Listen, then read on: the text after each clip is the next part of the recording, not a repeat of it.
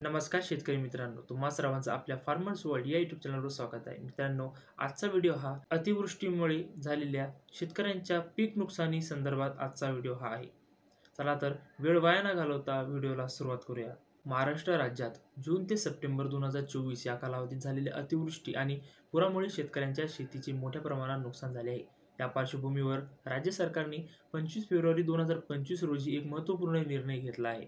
तो म्हणजे काय ते बघूया.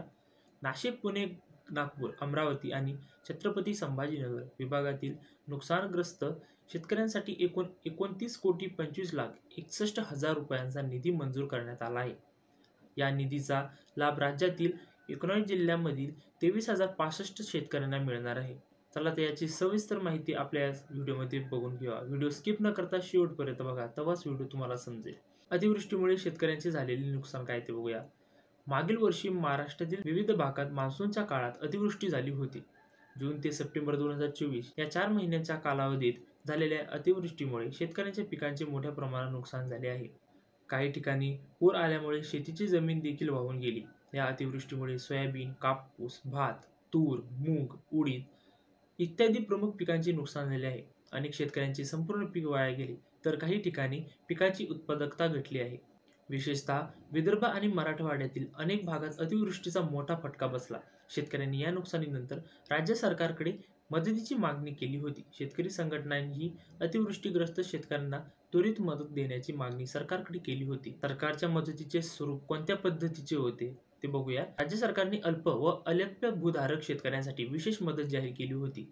ती काय ते बघूया. सरकारच्या निकषांनुसार अल्प व अल्प भूधारक शेतकऱ्यांना जास्तीत जास्त 2 हेक्टर पर्यंतच्या शेतीसाठी प्रति हेक्टरी 47,000 रुपये मदत दिली जाणार आहे.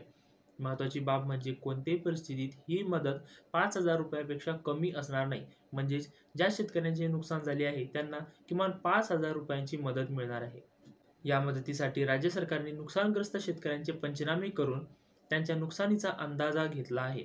नुकसानीच्या प्रमाणानुसार आणि शेतकऱ्यांच्या शेतीच्या क्षेत्रानुसार मदतीची रक्कम निश्चित करण्यात आली आहे. राज्य सरकारने जाहीर केलेल्या 29,25,61,000 रुपयांच्या निधीचे वाटप 5 प्रमुख विभागातील 19 जिल्ह्यांमध्ये करण्यात येणार आहे. हे विभाग आणि जिल्हे पुढील प्रमाणे आहे. नाशिक विभाग, जळगाव 143 शेतकऱ्यांसाठी 13,01,000 रुपये. पुणे विभाग, पुणे 765 शेतकऱ्यांसाठी 36,85,000 रुपये. सातारा 559 शेतकऱ्यांसाठी 20,35,000 रुपये. सांगली 20 शेतकऱ्यांसाठी 82,000 रुपये. कोल्हापूर या जिल्ह्यातील निधीची माहिती अद्याप प्राप्त झालेली नाहीये. नागपूर विभाग, गडचिरोली 385 शेतकऱ्यांसाठी 11,55,000 रुपये. वर्धा 1,404 शेतकऱ्यांसाठी 1,48,89,000 रुपये. चंद्रपूर 5,385 शेतकऱ्यांसाठी 7,65,18,000 रुपये व नागपूर 875 शेतकऱ्यांसाठी 1,42,47,000 रुपये. अमरावती विभाग, याची पण अद्याप माहिती तर अजून नाहीये. पण अमरावती विभागामध्ये अमरावती, अकोला, यवतमाळ, बुलढाणा आणि वाशिम. छत्रपती संभाजीनगर विभागामध्ये परभणी, लातूर, हिंगोली, धाराशिव व नांदेड. अमरावती आणि छत्रपती संभाजीनगर विभागातील जिल्ह्यांना मिळणाऱ्या निधीचे अचूक आकडे अद्याप सार्वजनिक करण्यात आलेले नाही. तथापि या विभागातील शेतकऱ्यांनाही मदत मिळणार असल्याचे स्पष्ट करण्यात आले आहे. मदतीचे महत्त्व आणि शेतकऱ्यांच्या प्रतिक्रिया काय ते बघूया. या योजनेबद्दल राज्य सरकारने जाहीर केलेली मदत अनेक शेतकऱ्यांसाठी आर्थिक दिलासा देणारी ठरू शकते. विशेषतः कर्जबाजारी शेतकऱ्यांसाठी ही मदत महत्त्वपूर्ण आहे. अतिवृष्टीमुळे पिके वाया गेल्याने अनेक शेतकरी आर्थिक संकटात सापडले आहेत. त्यांना पुढील हंगामासाठी बियाणे, खते आणि इतर शेती निविष्ठा खरेदी करण्यासाठी पैशाची आवश्यकता आहे. अशा परिस्थितीत सरकारने जाहीर केलेली मदत त्यांच्यासाठी उपयुक्त ठरू शकते. मात्र काही शेतकरी संघटनांनी सरकारने जाहीर केलेल्या मदतीबाबत नाराजी व्यक्त केली आहे. त्यांच्या मते अतिवृष्टीमुळे झालेल्या नुकसानीच्या तुलनेत ही मदत अपुरी आहे. शेतीच्या उत्पादन खर्चात झालेली वाढ लक्षात घेता प्रति हेक्टरी 47,000 रुपये ही रक्कम अपुरी असल्याचे त्यांचे म्हणणे आहे. या योजनेच्या मदतीच्या वितरणाची प्रक्रिया कशी ते बघूया.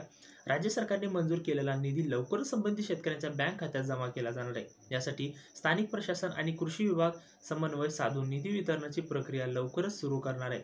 शेतकऱ्यांनी आपले अर्ज आणि संबंधित कागदपत्रे वेळेत पूर्ण करावी, जेणेकरून मदतीचा लाभ त्यांना लवकर मिळू शकेल.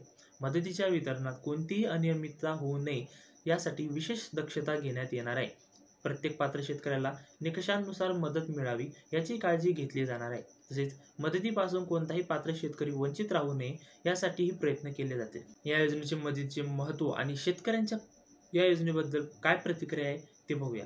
राज्य सरकारने जाहीर केलेली मदत अनेक शेतकऱ्यांसाठी आर्थिक दिलासा देणारी ठरू शकते. विशेषतः कर्जबाजारी शेतकऱ्यांसाठी ही मदत महत्त्वपूर्ण आहे. अतिवृष्टीमुळे पिके वाया गेल्याने अनेक शेतकरी आर्थिक संकटात सापडले आहेत. त्यांना पुढील हंगामासाठी बियाणे, खते आणि इतर शेती निविष्ठा खरेदी करण्यासाठी पैशांची आवश्यकता आहे. अशा परिस्थितीत सरकारने जाहीर केलेली मदत त्यांच्यासाठी उपयुक्त ठरू शकते. मात्र काही शेतकरी संघटनांनी सरकारने जाहीर केलेल्या मदतीबाबत नाराजी व्यक्त केली आहे.